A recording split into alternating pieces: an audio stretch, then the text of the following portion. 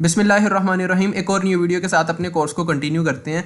अब आपको पता है लास्ट वीडियो के अंदर हमने डिस्ट्रक्टर देखा था। अब ये छोटा सा टॉपिक था, 10 मिनट्स की वीडियो थी बस। खैर व्यूज़ इतने अच्छे नहीं आए, आ जाएंगे इसके ऊपर भी व्यूज़। लेकिन ये जो देखो जो हमने वीडियोस की हुई है ना, 36 मिनट, 32 मिनट, 40 मिनट की भी एक वीडियो थी। तो इसका मतलब यह है कि हम उसके अंदर काफ़ी ज़्यादा डिटेल में पढ़ते हैं और उसके अंदर काफ़ी से कॉन्सेप्ट आपके वो होते हैं कि जो प्रीवियस भी आपके रिफ्रेश हुए थे और आपकी बहुत सी कन्फ्यूजन्स क्लियर हो जाती हैं। तो ये बात करने का मकसद ये है कि आज की वीडियो भी थोड़ी सी लेंथी हो जाएगी, लेकिन ये कॉन्सेप्ट बहुत ज़्यादा इंपॉर्टेंट है, जिसकी वजह से आपके बाकी कॉन्सेप्ट्स भी बहुत से रिफ्रेश भी होते हैं और अगर कोई कन्फ्यूजन हो तो इंशाल्लाह वो भी क्लियर हो जाएगी। तो ये हो सकता है कि ये वीडियो थोड़ी सी लेंथी हो, तो आपने शुरू से एंड तक सारी देखनी है। सारी इन्फॉर्मेटिव है, कोई बीच में हमने गप्पे शप्पे नहीं मारी होंगी, ठीक है। इंशाल्लाह आपने ज़रूर देखना है। और एक भाई ने कहा था कि यार आप पढ़ाते बहुत तेज़ भी हो और आप ऊंची भी बहुत बोलते हो, तो खैर यार वो मेरा लहजा था, इंशाल्लाह उसके ऊपर भी हम ओवरकम करेंगे और मैं कोशिश करूंगा कि आहिस्ता आहिस्ता से ही पढ़ें, ठीक है। तो आज की वीडियो के अंदर हमने देखना क्या है कि वही मैं जो आपको पिछली 3 वीडियो से लारा लगाता आ रहा हूँ कि हम इंटीजर की प्रॉपर एक क्लोन क्लास बनाएंगे, ठीक है, इंटीजर की तरह की, और हम उसके ऊपर प्रॉपर वो फंक्शंस करके देखेंगे। प्लस का ऑपरेटर यूज करेंगे, माइनस का ऑपरेटर यूज करेंगे।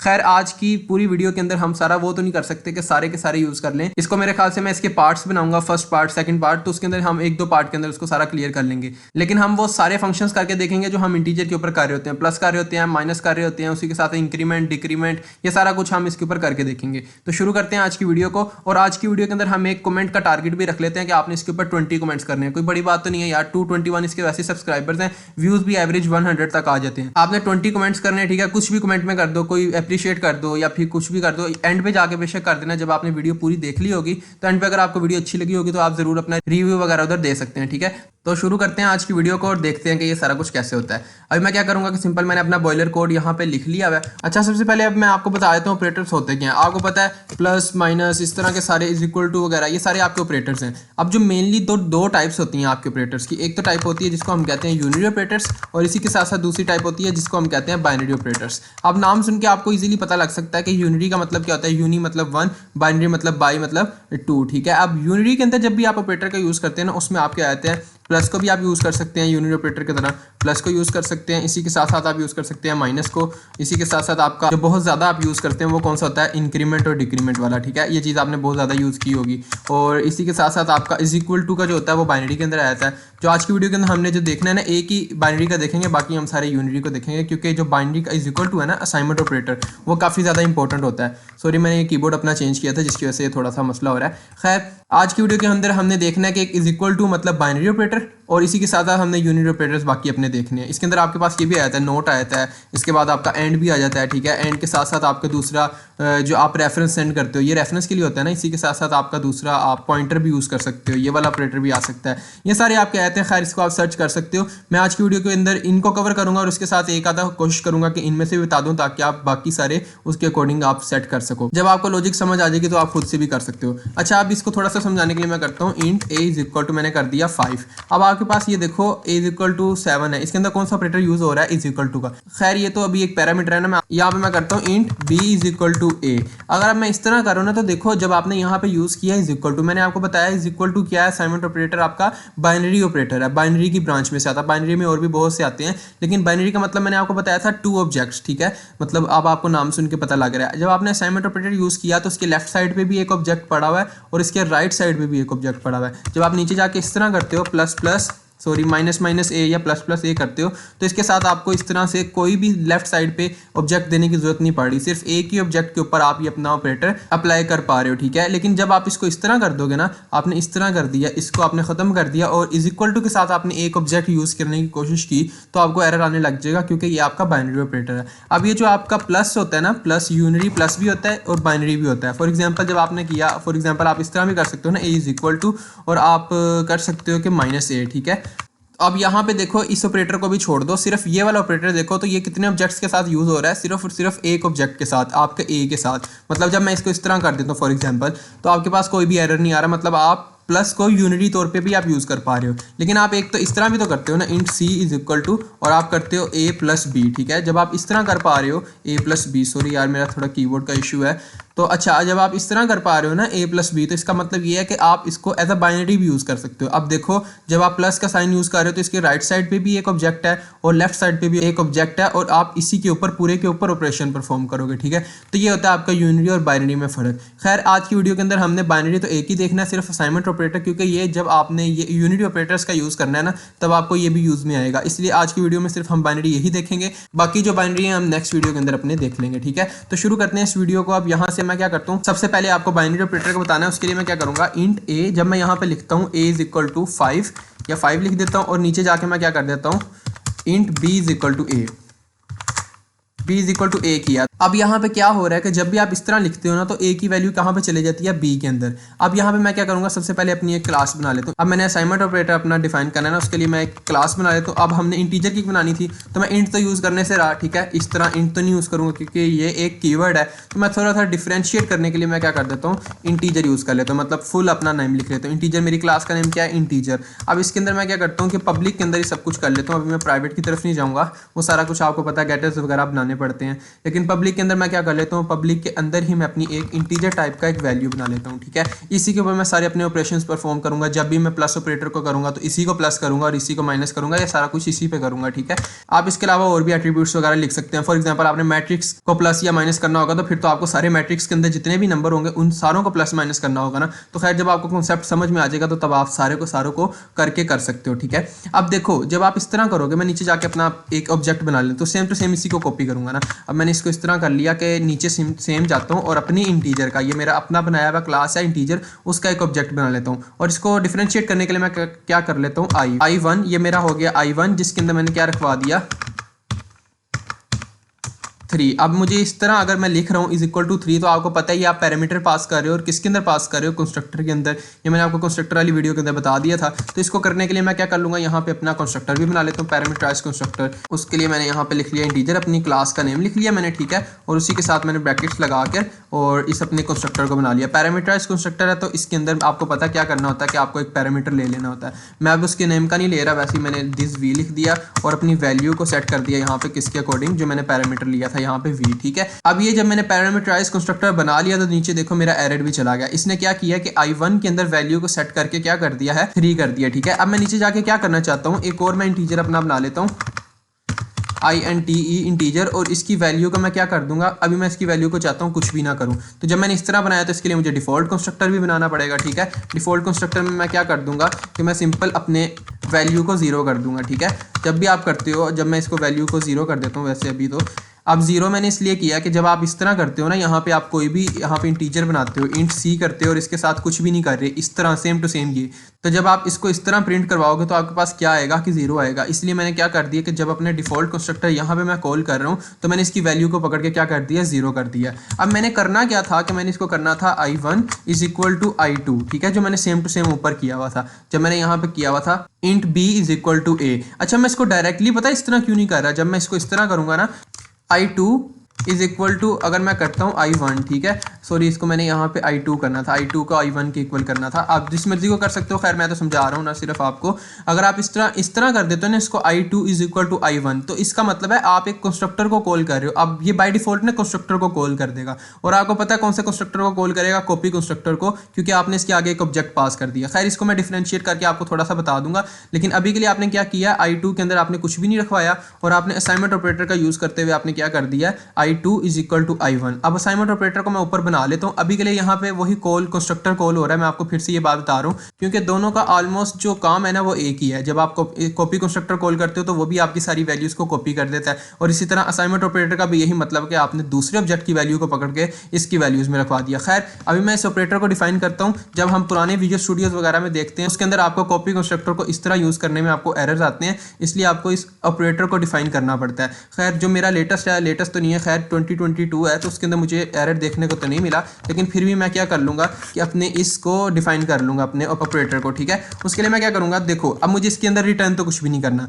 रिटर्न कुछ नहीं करना, मतलब अब इसको बनाने का तरीका यह है कि आप पहले उसकी रिटर्न टाइप लिखोगे। अच्छा, आपके जो ये ऑपरेटर ओवरलोड है ना, ये आप एक फंक्शंस ही होते हैं ये आपके सिंपली, ठीक है। फंक्शंस किस तरह होते हैं कि आपने पहले उसकी रिटर्न टाइप लिखनी होती है और उसके बाद कीवर्ड लिखना होता है। कीवर्ड मतलब ये आपसे पहले से डिफाइन है आपके पास, आपने सिंपल वही लिखना है, ऑपरेटर लिख देना, ठीक है। डायरेक्टली आपने ऑपरेटर लिख दिया और उसके बाद आपने अपना वो वाला साइन लगाना है जो सा आपने ओवरलोड करना है। और मैंने अभी ओवरलोड क्या करना है, इज इक्वल टू का साइन, और उसके बाद आपने सिंपल जैसे आप फंक्शन के अंदर ब्रैकेट्स लगाते हो उसी तरह ब्रैकेट्स लगा के अपनी बॉडी को कंटिन्यू कर देना है, ठीक है। अब ये एरर आपको पता लग जाना चाहिए ये एरर क्यों दे रहा है, क्योंकि एक तो हो गया मेरे पास ऑब्जेक्ट जिससे आप इस फंक्शन को कॉल करोगे, ठीक है, और दूसरा ऑब्जेक्ट मैंने आपको बताया था ये बाइनरी ऑपरेटर है, तो इसको दूसरा ऑब्जेक्ट भी तो चाहिए ना। दूसरा ऑब्जेक्ट कौन सा है, जो यहाँ से आप पैरामीटर में पास कर रहे हो, ठीक है। तो यहाँ पे फिर मैं इसको एक्सेप्ट भी तो करना पड़ेगा मुझे। अब एक्सेप्ट करने के लिए मुझे क्या करना है, ये आप क्या पास कर रहे हो, एक ऑब्जेक्ट पास कर रहे हो, किसका, इंटीजर का ही। तो फिर मैं इसको यहाँ से एक्सेप्ट भी कर लेता हूँ। इंटीजर क्लास का ही मुझे ऑब्जेक्ट लेना है और वो कौन सा लेना है मुझे, अपना ओबीजे, ठीक है। मैं इसको अपने से यहाँ पे ओबीजे कर लेता हूँ। खैर इसको इस तरह क्यों किया है, रेफरेंस करना था मुझे यहाँ पे, मेरा पास कीबोर्ड का इशू है इसलिए ये इस तरह कर रहा है। खैर मैं इसको अब यहाँ पे क्या करता हूँ, अब मैंने इस फंक्शन के अंदर क्या करना था, अपने जिसके थ्रू ये कॉल हो रहा है ना, मैंने उसकी वैल्यू के अंदर सेम टू सेम क्या कर देना है कि जो मेरा आगे पैरामीटर या फिर जो भी आपने जिस इसके अंदर पैरामीटर पास करना है उसकी वैल्यू को कॉपी कर देना है। अब आप कहोगे कि यार ये तो सारा काम हमने कॉपी कंस्ट्रक्टर के अंदर भी किया था, लेकिन इश्यू तो ये था ना कि कभी पिछले स्टूडियोज के अंदर इसका एरर आ जाता था कॉपी कंस्ट्रक्टर को यूज करते हुए बाय डिफॉल्ट। जब आपने बनाया होता था तब तो कोई इशू नहीं था, लेकिन जब आपने नहीं बनाया होता था तो आपको एरर मिल जाता था। उसके लिए आपको फिर इसको इज इक्वल टू के साइन को डिफाइन करना पड़ता था, ठीक है। तो अब मैंने इसको डिफाइन कर दिया और सिंपल ये क्या कर रहा है कि दिस वैल्यू को पकड़ के जो आपने यहाँ पे पैरामीटर पास किया हुआ था इसकी वैल्यू के इक्वल कर दिया था। अब i2 के अंदर जो इसकी वैल्यू है,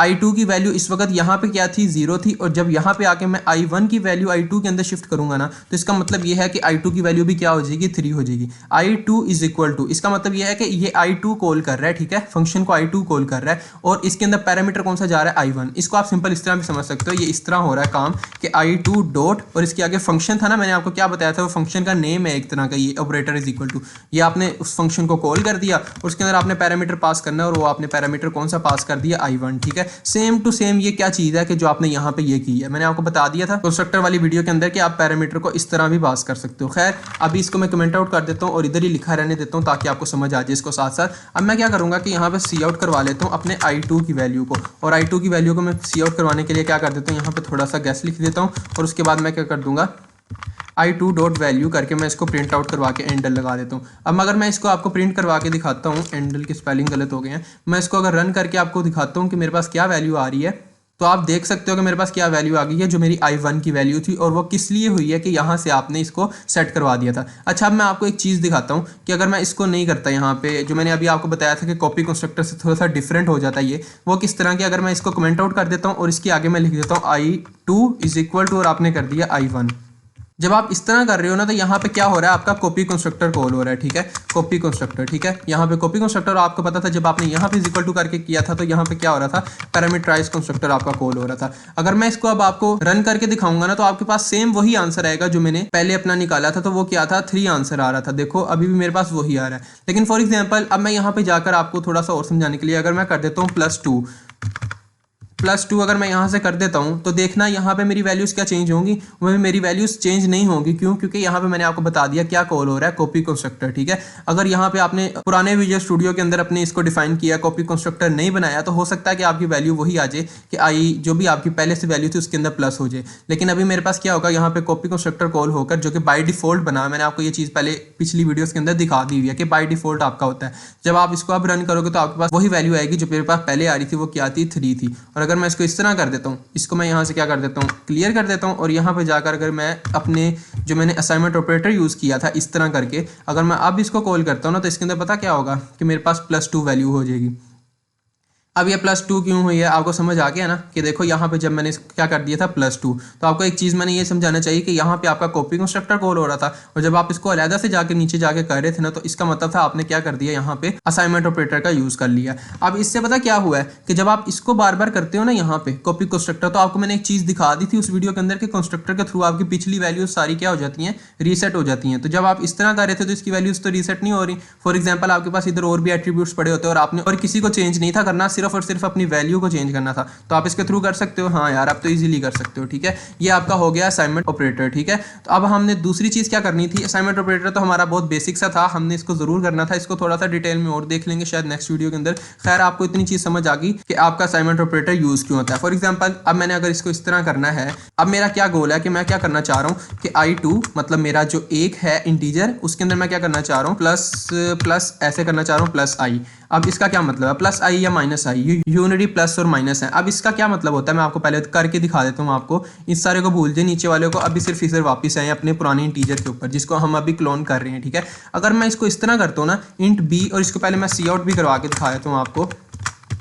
यहाँ पे बी की वैल्यू को सी आउट करवाते हैं हम, और बी की वैल्यू को सी आउट करवा के मैं आपको दिखा देता हूँ। अगर आपने इस तरह किया था ना, इसको भी मैं क्या करता हूँ, कमेंट आउट करता हूँ। और यहाँ पे अगर मैं चाहता हूँ बी की वैल्यू को अगर मैं अभी आपको सी आउट करवा के दिखाऊंगा तो आपको इजीली पता है कि आपके पास क्या आ जाएगा कि बी की वैल्यू 5 आ जाएगी। ठीक है, अब अगर मैं इसके साथ माइनस लगा देता हूँ, अगर मैं इसके साथ ऐसे माइनस करके लगा देता हूँ, तो अब क्या आएगी इसकी वैल्यू, मेरे पास इसकी वैल्यू सिंपल क्या आ जाएगी, -5 आ जाएगी। ये चीज़ आपको पता है। अब ये जो मैंने -a लिखा है ना, ये आपके पास क्या है, ये यूनिटी ऑपरेटर है, ये बाइनरी नहीं है। इसके साथ एक ही ऑब्जेक्ट यूज़ हो रहा है, इसके साथ 2 ऑब्जेक्ट यूज़ हो रहे हैं। अब आप एक चीज़ देखो, जब आपने इसके साथ, तो आपने कहा था कि इक्वल टू के साथ 2 ऑब्जेक्ट यूज़ होंगे, तो एक ऑब्जेक्ट ये -a रिटर्न कर रहा है, मतलब ये आपका एक फंक्शन है ना। अभी हमने इसी तरह का एक फंक्शन बनाना है जो कि माइनस को हैंडल करेगा। ठीक है, यूनिटी माइनस को हैंडल करेगा। तो उसने क्या रिटर्न करना था, एक ऑब्जेक्ट, और वो ऑब्जेक्ट इज इक्वल टू के साथ परफॉर्म होगा। खैर, अभी हम करके देखते हैं। दूसरी एक और चीज़ मैं आपको ये दिखाना चाह रहा हूँ कि बी की वैल्यू जब आपने इस तरह की तो -5 हो गई, लेकिन जब आप ए की वैल्यू को प्रिंट करवाते हैं, यहाँ पे मैं ए की वैल्यू को प्रिंट करवा के अगर आपको यहाँ पे दिखाता हूँ ए, और इसके साथ हैंडल कर देता हूँ मैं यहाँ पे, तो देखना क्या ए की वैल्यू चेंज हो जाएगी। जब आपने -a किया तो आपके पास यहाँ पे ए की वैल्यू तो चेंज नहीं हुई है। ठीक है, ये चीज़ हमें समझ आ गई। अब हमने इसी को क्लोन करना है, इसलिए मैं आपको ये करके दिखा रहा हूँ। अगर आप इसको -a कर दोगे तो वो आपको पता है इंक्रीमेंट या डिक्रीमेंट करते हुए इस a की वैल्यू भी चेंज हो जाती है। खैर, अभी हम उधर नहीं आ रहे, सिर्फ अपने -a को देख रहे हैं। उसके लिए मैं क्या करना था, इस तरह का मुझे बनाना था ना, I2 = -i। इससे क्या होना था कि I2 के अंदर I2 की वैल्यू क्या आ जानी चाहिए थी। अभी इसको मैं यहाँ से इसको खत्म करता हूँ, तो I2 की वैल्यू मेरे पास आ जानी चाहिए -3। उसको करने के लिए मैं क्या करूँगा, यहाँ पे जाके दोबारा से अपने ऑपरेटर को ओवरलोड करूँगा। कौन से वाले ऑपरेटर को, यूनिटी माइनस को। अब इसके अंदर मुझे रिटर्न क्या करना था, एक ऑब्जेक्ट रिटर्न करना था। पता क्यों, कि देखो जब आपने I2 = -i1 करना है ना, तो ये भी तो एक ऑब्जेक्ट होना चाहिए ना। तो ये एक फंक्शन है फॉर एग्जाम्पल, और ये फंक्शन को कोई ना कोई ऑब्जेक्ट रिटर्न करना चाहिए जो इसके साथ आएगा। तो चलो इसको करके देखते हैं, फिर मैं आपको बताता हूँ, ज़्यादा अच्छी तरीके से समझ आएगी। क्या करूँगा मैं, रिटर्न टाइप में अपना एक ऑब्जेक्ट रख लूँगा। ऑब्जेक्ट किसका, जो मेरा क्लास है उसी का ऑब्जेक्ट। ठीक है, इंटीजर, और इसी के साथ मैंने क्या क्या लिख दिया, मेरा ऑपरेटर जो मेरा सिंटैक्स था उसके साथ ही मैंने क्या कर दिया, माइनस का साइन लगा दिया। अब इसको डिफाइन करने के लिए मैंने क्या कर दिया, इस तरह, और मैं इसके साथ क्या कर लेता हूँ, इधर चले जाता हूँ। अब इसके साथ मैंने कोई ऑब्जेक्ट तो नहीं ना लिया, ये यूनिटी है। मैंने आपको बताया था आप इसको बाइनरी कर सकते हो, लेकिन वो नेक्स्ट वीडियो के अंदर हम देखेंगे। अभी हमने क्या किया, यूनिटी का हमने देखना है क्या पर्पज है। अब इस यूनिटी के अंदर मैंने क्या किया, एक ऑब्जेक्ट मुझे रिटर्न करवाना है, और वो ऑब्जेक्ट इस तरह का होना चाहिए कि जिसके थ्रू वो कॉल हो रहा होगा उसके साथ माइनस का साइन लगा होना चाहिए। अब इसका क्या मतलब है, फॉर एग्जाम्पल देखो, जब मैंने किया ना int b = अब ये जो -a है ना, यहाँ पे वो फंक्शन कॉल हो रहा है, और उसको कॉल पता है कौन कर रहा है, ये ए वाला ऑब्जेक्ट, और ए की अपनी वैल्यू चेंज नहीं हो रही। अगर मैं इसको इस तरह कर देता हूँ ना, फॉर एग्जांपल मैं कर देता हूँ दिस वैल्यू, और वैल्यू को पकड़ के मैं क्या कर देता हूँ, माइनस का साइन लगा कर मैं कर देता हूँ दिस वैल्यू। इसका मतलब पता क्या है कि आपने इसकी अपनी वैल्यू को चेंज कर दिया। मतलब आपने ए के थ्रू जब इसको कॉल किया तो आपने इसकी अपनी वैल्यू को चेंज कर दिया, लेकिन मैंने उसकी वैल्यू को तो चेंज करना नहीं था। मैंने तो एक अलहदा से मैंने इसको एक ऑब्जेक्ट रिटर्न करना था। ठीक है, और उस ऑब्जेक्ट को रिटर्न करने के लिए मैंने क्या करना था, अपनी वैल्यू को चेंज नहीं था करना। उसके लिए मैं क्या करूँगा, अब यहाँ पे रिटर्न कर देता हूँ। अभी मैं इसको चेंज करूँगा आकर, दोबारा मैं आपको बता रहा हूँ, क्योंकि अभी हमने इसको इस तरह ही रिटर्न नहीं करना। लेकिन अभी के लिए आप इस तरह ही कर दो कि आपने क्या करना है, यहाँ पे एक ऑब्जेक्ट रिटर्न करने के लिए मैं इधर ही ऑब्जेक्ट क्रिएट कर लेता हूँ, और ऑब्जेक्ट इस तरह क्रिएट करूँगा कि इस तरह मैं इसके अंदर एक वैल्यू को पास कर दूंगा।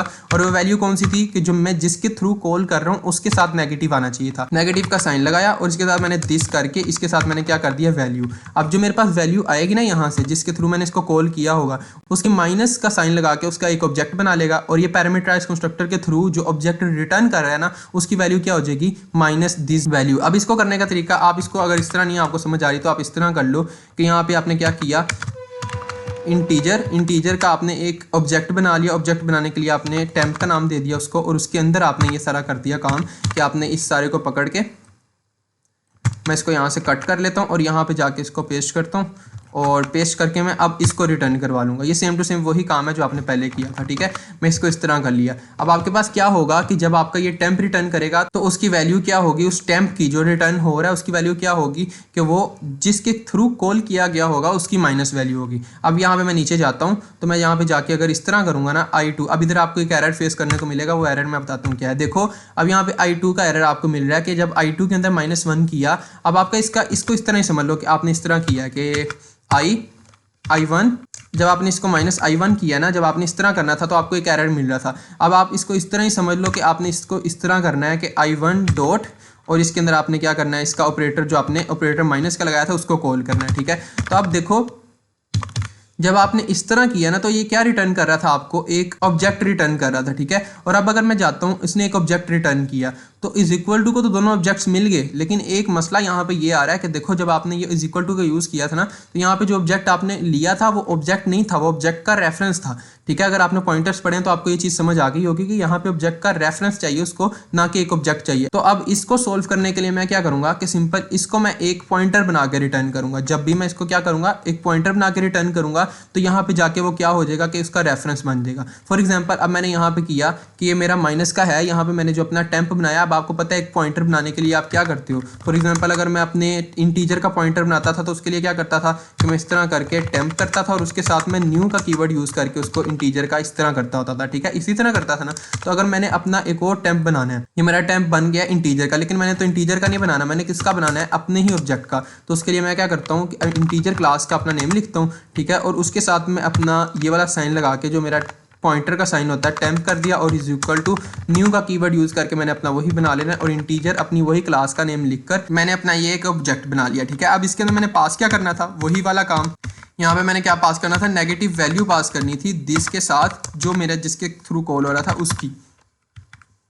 अब ये क्या करेगा कि मेरे पास एक उसने टेम्परेरी पॉइंटर बना लिया है और उसको रिटर्न किया है। अब इसको रिटर्न करते साथ ही मुझे इसकी डाटा टाइप को भी चेंज करना पड़ेगा, क्योंकि अब जो रिटर्न कर रहे हो वो एक पॉइंटर है, और जो पॉइंटर रिटर्न करते हैं तो उसके साथ उसकी डाटा टाइप क्या बन जाती है, रेफरेंस बन जाता है। जब मैं इसके साथ रेफरेंस लिखूंगा ना यहाँ पे तो इसका सारा एरर चले जाएगा। यहाँ से मैंने यहाँ पे जाके क्या कर दिया, इस तरह करके मैंने इसको रिटर्न कर दिया, ठीक है। तो जब मैंने इसको इस तरह रिटर्न किया, अब इसका मतलब ये है कि जब भी आप इस टेम्परेरी को भेज रहे हो तो आप उसको सिर्फ ऑब्जेक्ट नहीं भेज रहे बल्कि ऑब्जेक्ट का एक रेफरेंस भेज रहे हो। अब मैं अगर नीचे आता हूँ, इस सारे को अभी ना मैं थोड़ा सा क्लोज कर देता हूँ ताकि आपको इसकी वजह से कन्फ्यूजन ना हो।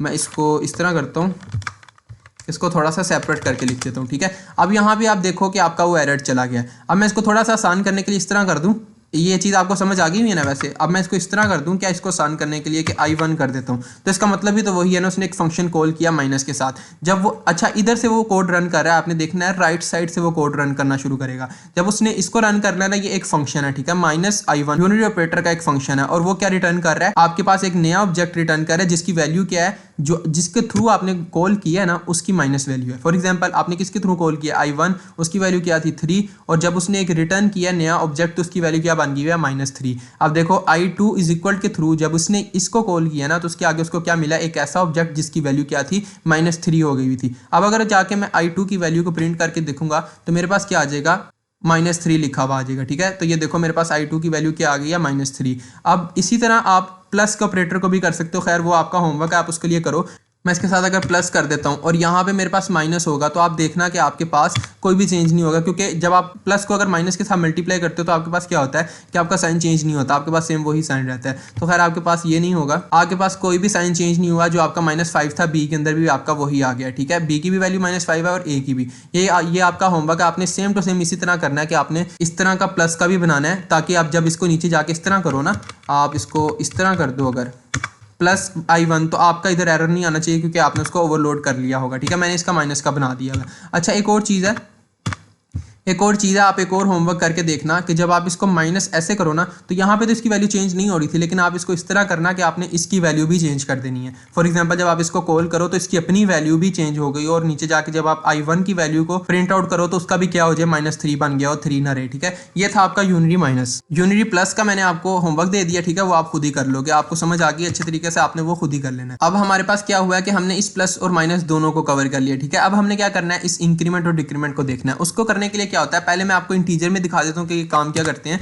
जब आप इस तरह करते हो ना, int a is equal to, अभी मैं इसको कर देता हूं 5, और आप यहां पे जाके करते हो ना ++5 प्लस प्लस 5, इससे ये होता है कि आप पहले इंक्रीमेंट होगा। अब आपको ये चीज़ पता होगी पोस्ट इंक्रीमेंट और प्री इंक्रीमेंट। ये क्या है, प्री इंक्रीमेंट है कि पोस्ट इंक्रीमेंट है, आपने जवाब कमेंट में बताना है, ठीक है। जब आप इसको इस तरह करोगे तो क्या होगा कि पहले आपकी ए की वैल्यू चेंज होगी और फिर जो आंसर आएगा ना वो फिर आपका चले जाएगा बी के अंदर। फॉर एग्जाम्पल अब आप इसको रन करके देखते हो तो आपके पास क्या हुआ है, ए की वैल्यू भी 6 हो गई और बी की वैल्यू भी 6। कैसे, बी के अंदर आपने क्या किया है, प्लस प्लस ए किया ना, जिसका मतलब ये वो पहले ए की वैल्यू को प्लस इंक्रीमेंट कर देगा, 5 के क्या कर देगा, 6 कर देगा और फिर उस 6 को उठा के क्या कर देगा, अपने बी में रख देगा, ठीक है। और बी की वैल्यू तब क्या हो जाएगी, 6। इस तरह क्या हुआ, बी की वैल्यू भी 6 होगी और ए की वैल्यू भी 6 होगी। अगर आप इसी को इस तरह करते, प्लस प्लस के बजाय आप यहाँ पे कर देते, बाद में प्लस प्लस कर देते ना, इसको आप क्या कहते हो, पोस्ट इंक्रीमेंट, ठीक है। जब आप इसको इस तरह आप रन करोगे तो अब आपके पास क्या होगा कि पहले उसने क्या किया कि जब यहाँ पे आया तो उसने पहले ए की वैल्यू बी में डलवा ली, वो क्या थी 5, और फिर उसके बाद उसने इंक्रीमेंट किया ए की वैल्यू को, वो थी 6। आपका 5 से क्या हो गया, 6 हो गया। इस चीज़ को अगर आपको नहीं पता तो एक वीडियो आप इसके ऊपर देख लेना, पोस्ट और प्री इंक्रीमेंट में क्या डिफरेंस होता है। खैर अभी हम इसको क्रिएट करेंगे, प्लस का मैं आपको करके दिखाऊंगा, माइनस का आप खुद से करोगे ताकि वीडियो आपकी ज़्यादा लंबी ना हो जाए, ठीक है। अब आप इसमें एक और काम भी कर सकते हो। फॉर एग्जाम्पल अब जब आपने इस तरह किया था ना, नीचे जाके आप इसको अगर आप इस तरह कर रहे थे -a,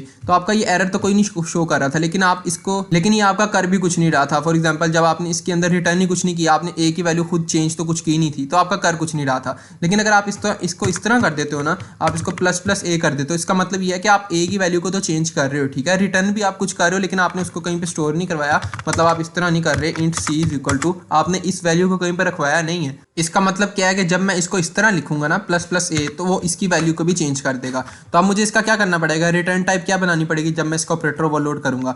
रिटर्न टाइप तो उसकी अपनी क्या होगी, एक ऑब्जेक्ट ही होगी, ठीक है। लेकिन वो जब ऑब्जेक्ट आप इस तरह करोगे, फिर आपने इस तरह किया तो आप उसने एक ऑब्जेक्ट ही रिटर्न करना चाहिए ना, इसको जब इज इक्वल टू के साथ उसने परफॉर्म करना है। रिटर्न टाइप तो उसकी एक ऑब्जेक्ट ही हो, लेकिन आपने उसी के साथ साथ इसकी वैल्यू को भी चेंज करना है। तो चलो इसको बनाते हैं। अब हम, मैं इधर जाता हूँ और क्या करता हूँ, इसको बनाने के लिए उसी तरह मैं क्या करूंगा, इसकी रिटर्न टाइप लिखूंगा। रिटर्न टाइप मैंने आपको बता दिया क्या होगा, वही ऑब्जेक्ट आपका, ठीक है। उसके बाद आप क्या लिखोगे, ऑपरेटर कीवर्ड। अब आपका ऑपरेटर क्या है, प्लस प्लस, ठीक है, आपने लिख दिया प्लस प्लस। और अब आप क्या, ये इंक्रीमेंट पोस्ट है कि प्री इंक्रीमेंट, मतलब अब आपने नीचे जाके इस तरह करना है कि इधर जाके अगर आप करते हो i2 प्लस प्लस करने लगे हो आप, या फिर आप करने लगे हो प्लस प्लस i2। अब यहाँ पे देखो कि आपको एक पे एरर मिल रहा है और एक पे आपको एरर नहीं मिल रहा है। ये आपका कौन सा है, प्री इंक्रीमेंट है, ठीक है, प्री इंक्रीमेंट। और ये आपका क्या है कि पोस्ट इंक्रीमेंट है। अब ये पोस्ट इंक्रीमेंट पे आपको एरर नहीं मिल रहा और प्री इंक्रीमेंट पे आपको एरर मिल रहा है। इसका मतलब ये है कि आपका पोस्ट इंक्रीमेंट वाला जो आपने सिंटेक्स लिखा है ना, वो आपका पोस्ट इंक्रीमेंट वाला है। जो आपने ये लिखा हुआ है ना, ये आपका पोस्ट इंक्रीमेंट वाला, सॉरी प्री इंक्रीमेंट वाला, ठीक है। आपको इस पर एरर नहीं मिल रहा। तो अभी के लिए मैं इसको क्या कर देता हूँ, कमेंट आउट कर देता हूँ और प्री इंक्रीमेंट का अभी हम अप्लाई करके देखते हैं, बाद में देखें पोस्ट इंक्रीमेंट कैसे बनते हैं।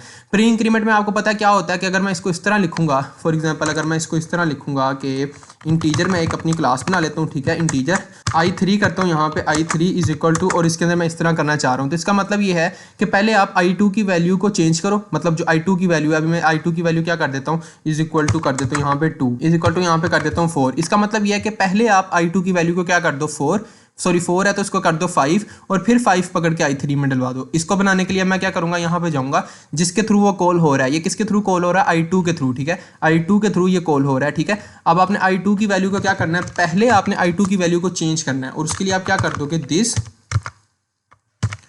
दिस की वैल्यू को चेंज करोगे आप, दिस वैल्यू, और इसको क्या कर दोगे, दिस वैल्यू +1। आप इसको इधर इस तरह भी कर सकते हो कि आप इसको इंक्रीमेंट यहाँ पे इस तरह ही कर लो कि आप 1 इंक्रीमेंट का ही यूज़ कर लो। फॉर एग्जांपल आप इसको इस तरह भी कर सकते थे, दिस वैल्यू, और इसके साथ आप इस तरह भी लिख सकते थे प्लस प्लस, ठीक है। लेकिन अभी आपने इसको इस तरह ही कर लिया, आप इस तरह इसको समझ लो, आपने इंक्रीमेंट कर दिया 1 का। अब आपने रिटर्न क्या करना है, एक ऑब्जेक्ट रिटर्न करना है, और आप ऑब्जेक्ट किसको रिटर्न करेंगे। अब आपको यहाँ पे टेम्परेरी ऑब्जेक्ट बनाने की जरूरत नहीं है। ऊपर तो हमने टेम्परेरी इसलिए बनाया था ना क्योंकि हमने इसके माइनस जिससे ये कॉल हो रहा था उसकी वैल्यू को चेंज नहीं था करना। लेकिन अब हम ये यहाँ पे तो ऑब्जेक्ट को चेंज कर सकते हैं ना हम, तो इसको फिर क्या कर देंगे, इसी ऑब्जेक्ट को रिटर्न कर देंगे जो कि हमने चेंज किया हुआ है। वो कौन सा है कि दिस, जिसके थ्रू ये कॉल हुआ है, ठीक है। आपको पता है ये दिस का लिखने का क्या मतलब है, जिसके थ्रू ये कॉल हुआ है उसी के हो जाएगा, ठीक है। अभी मैंने क्या कर देता हूँ, यहाँ पे इस तरह करके आपको एक चीज़ दिखाता हूँ। अगर इसको इस तरह कर देता हूँ और नीचे जाके मैं कर देता हूँ i3 इज इक्वल टू ++2, तो फिर मुझे दोबारा वही एरर देखने को मिल रहा है। तो ये वजह आपको समझ आ गई है ये एरर क्यों देखने को मिल रहा है। यहाँ पे वो मुझसे क्या डिमांड कर रहा है, एक पॉइंटर, ठीक है। अब मैंने पॉइंटर तो रिटर्न कर दिया, लेकिन मैंने उसकी डाटा टाइप नहीं बताई कि वो एक रेफरेंस आ रहा है, ठीक है। आपने यहाँ पे क्या कर दिया, रेफरेंस लिख दिया। तो नीचे जाके अब मैं यहाँ पे देखता हूँ तो मेरा क्या हो गया, एरर यहाँ पे रिमूव हो गया, ठीक है। ये चीज़ आपको समझ आ गई। जब आप इसके साथ कर रहे हो तब आपको एरर देखने को नहीं मिल रहा, लेकिन जब आप उसके अलहदा कर रहे हो, नीचे जाके कर रहे हो, तब आपको एरर देखने को मिल रहा है, ठीक है। अच्छा, तो अब आपके पास क्या हो गया, i3 की वैल्यू क्या हो जानी चाहिए, 5 हो जानी चाहिए। अगर मैं इसको अब देखता हूँ यहाँ पे क्या करता हूँ, सी आउट, और इसी के साथ साथ कर देता हूँ i3, और इसकी वैल्यू को प्रिंट आउट करवा के देख लेता हूँ i3 डॉट, और इसके साथ मैंने इसकी वैल्यू को प्रिंट करवाने के लिए क्या कर दिया, वैल्यू और एंडल लगा देता हूँ इसी के साथ साथ। इसको मैं कमेंट आउट कर देता हूँ या रिमूव ही कर दूँ, ठीक है, रिमूव ही कर देता हूँ। या बल्कि रिमूव क्यों करना है, मुझे उसकी वैल्यू को भी तो देखना है, i2 की वैल्यू क्या चेंज हुई है। अगर अब मैं इसको रन करके देखता हूँ तो क्या होना चाहिए, पहले मेरी i2 की वैल्यू चेंज होनी चाहिए 4 से 5, और फिर i3 में मतलब i3 भी 5 और i2 भी 5, इसी तरह होना चाहिए। मैंने इस दोनों को रन किया तो क्या हो गया, i2 की वैल्यू भी 5 है, i3 की वैल्यू भी 5 है। अच्छा, अब मैंने इसको तो बना लिया, अब मैं पोस्ट इंक्रीमेंट को बनाना चाहता हूँ। मतलब मैं क्या करना चाहता हूँ, ऊपर वाले को मैंने कर दिया कमेंट आउट, और इसके अंदर मैं करना चाहता हूँ i3 इज इक्वल टू, और इसी के साथ साथ मैं करना चाहता हूँ i2 प्लस प्लस। अब i2 प्लस प्लस का मतलब ये है कि i2 की वैल्यू 4 है, तो 4 पकड़ के 3 में डलवा दो, और उसके बाद आपने i2 की वैल्यू को चेंज करके 5 करना है। तो इसको कैसे बनाएंगे, मैं यहाँ पे ऊपर आता हूँ। पहले तो मुझे उसको डिफरेंशिएट भी तो करना है ना, कि पहले लगा हो या बाद में लगा हो प्लस प्लस। तो उसको डिफरेंशिएट करने के लिए एक तरीका होता है आपके पास, वो क्या होता है कि आपने सेम वैसे ही अपना डाटा टाइप लिखी अपने साथ, और ये एंड का साइन मैं अभी पहले ही लगा रहा हूँ क्योंकि आपको इसका मतलब पता लग गया है। मैं ऑपरेटर लिखता हूँ और उसके साथ मैंने प्लस प्लस लगा दिया। अब यहाँ तक तो सेम था, ठीक है, आपने इस तरह कर लिया। अब ये भी पोस्ट बन गया, ये भी पोस्ट बन गया, सॉरी प्री बन गया, ये भी प्री हो गया, ये आपका कौन सा प्री। अब अगर आपने इसको इस तरह किया तो ये भी प्री बन गया, लेकिन मैंने तो इसको क्या बनाना था, पोस्ट बनाना था। अब पोस्ट बनाने के लिए सिर्फ आपको एक डिफरेंस करने की जरूरत होती है कि आपने इसके अंदर जो है ना पैरामीटर्स में आपने सिंपल इस तरह लिख देना होता है कि इंट, और कुछ भी नहीं करना, सिर्फ इंट लिख देना। लॉजिक इसके अंदर की चेंज होगी, वो मैं आपको भी करके दिखाता हूँ, लेकिन आपने जब इस तरह ही इसको इंट लिख दिया ना, तो इसका मतलब ये है कि आपने क्या कर दिया, पोस्ट इंक्रीमेंट। अब मैं नीचे जाता हूँ तो देखो यहाँ पे क्या हो रहा है कि मेरे पास यहाँ पे इसको एरर देखने को नहीं मिल रहा। अब मैं क्या करूंगा कि ऊपर जाता हूं, इसने रिटर्न क्या करना था, रिटर्न टाइप इसकी ठीक है कि यहाँ पे उसने रिटर्न करना है इसी तरह का कोई पॉइंटर रिटर्न करना है, ठीक है, एड्रेस रिटर्न करना है। अब अगर मैं इसको इस तरह कर रहा था पहले, तो दिस वैल्यू को चेंज करके मैं उसी को रिटर्न कर रहा था, तो इसका मतलब यह था कि आपने पहले वैल्यू चेंज किया और फिर उसको रिटर्न किया। अब मैंने क्या करना था, पहले उसको रिटर्न करना था और फिर वैल्यू चेंज करनी थी। तो मैं इस तरह क्या कर सकता हूँ कि पहले रिटर्न कर दूँ और उसके बाद वैल्यू चेंज कर लूँ। फॉर एग्जाम्पल मैं यहाँ पे इस तरह कर दूँ कि दिस वैल्यू, और उसके नीचे जाके मैं कर रहा हूँ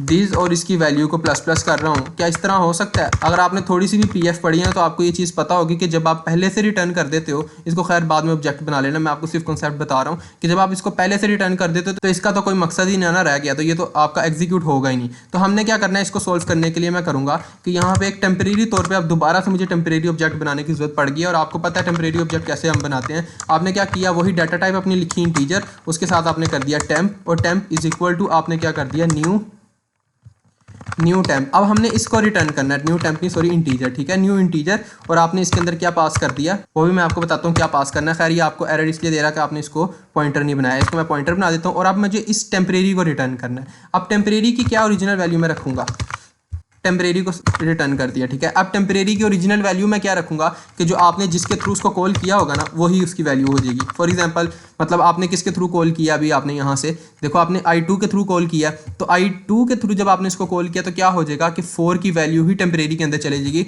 और आपने जब इसको रिटर्न किया ना i3 की वैल्यू क्या बन जाएगी, 4 ही बन जाएगी। लेकिन अब मुझे इसको भी तो इंक्रीमेंट करना है, तो अब मैं क्या ईजिली इसके अंदर इस तरह कर सकता हूँ कि मैं इसको इस तरह यहाँ पर जाके कर दूंगा दिस वैल्यू, और वैल्यू इज इक्वल टू आपने क्या कर दिया, दिस वैल्यू प्लस 1, ठीक है। जब आपने इस तरह कर दिया दिस वैल्यू प्लस 1, तो इसका क्या मतलब ये नहीं हो गया कि पहले तो आपने एक टेम्परेरी तौर पे एक ऑब्जेक्ट बना के रिटर्न कर दिया, जिसकी वजह से क्या हो गया कि उसकी वैल्यू में क्या चला गया 4, और यहाँ पे आपने क्या कर दिया था, इसको 5 कर दिया हुआ था। मतलब जो आप ये रिटर्न करे थे उससे ज़्यादा इंक्रीमेंट आपने उसकी अपनी वैल्यू को कर दिया, और रिटर्न करते हुए आपने उसका कोई इंक्रीमेंट नहीं किया। इसको परफॉर्म करके देख लें, आपको ये चीज़ समझ आ गई कि पहले क्या हुआ था, उसने रिटर्न कर लिया इसके अंदर और उसके बाद उसने इंक्रीमेंट कर लिया। मैं इसको परफॉर्म करके भी आपको दिखा देता हूँ।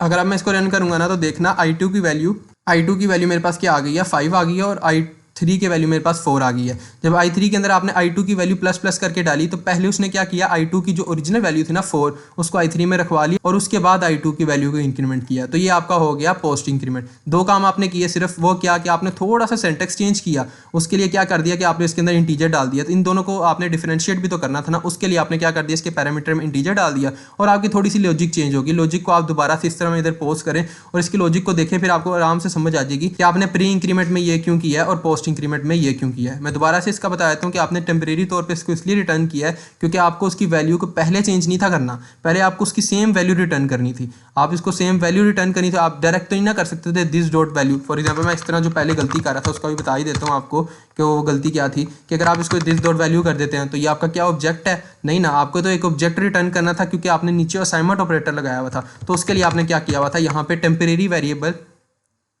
टेम्परेरी यहाँ पे ऑब्जेक्ट बनाया था और उस टेम्परेरी ऑब्जेक्ट को यहाँ पे पास कर दिया था जिसकी वैल्यू वही प्रीवियस वाली वैल्यू थी जो आपने यहाँ से इस तरह किया हुआ ना, तो वो प्रीवियस वाली वैल्यू थी और नीचे जाके आपने इसको इंक्रीमेंट किया हुआ था। तो ये था आपका प्री और पोस्ट इंक्रीमेंट, ठीक है। अब आपका होमवर्क क्या है कि आपने इसी तरह आपने पोस्ट डिक्रीमेंट बनाना है और प्री डिक्रीमेंट बनाना है, ठीक है। तो अब आपको इसमें सारी लॉजिक आपकी तकरीबन सारी लॉजिक यही यूज होगी, बस आपने इसको क्या कर देना, माइनस माइनस कर देना यहाँ पे और आपने यहाँ पे जाके माइनस करना है। और इसी तरह आप सारा तो मैंने बता दिया आपको, यहाँ पे भी माइनस करोगे और नीचे जाके यहाँ पे भी माइनस करोगे। खैर इसको समझना है, कोई चीज़ नहीं समझ आएगी तो आपने पूछना है। अब वीडियो थोड़ी सी लंबी हो गई है इसलिए इसकी वजह से मैं इसको नहीं करवा सकता, इसके लिए हम अलग से वीडियोस बना लेंगे लॉजिकल ऑपरेटर्स को पढ़ने के लिए। बाकी नेक्स्ट वीडियो के अंदर हम कुछ बाइनरी ऑपरेटर्स को देखेंगे और उसके बाद लॉजिकल ऑपरेटर्स को भी कवर कर लेंगे, ठीक है। ये थी आज की वीडियो जिसके अंदर हमने अपने यूनिरी ऑपरेटर्स को देखा। तो मिलते हैं इंशाल्लाह आपसे नेक्स्ट वीडियो के अंदर। वीडियो अगर तो पसंद आई है तो इसको लाइक भी करो, कमेंट करके बता दिया करो, अप्रिशिएट कर दिया करो थोड़ा सा, कोई पैसे नहीं लगते आपके, 2 मिनट भी नहीं लगते, बल्कि 2 मिनट भी ज़्यादा बता रहा हूँ, 1 मिनट भी नहीं लगेगा।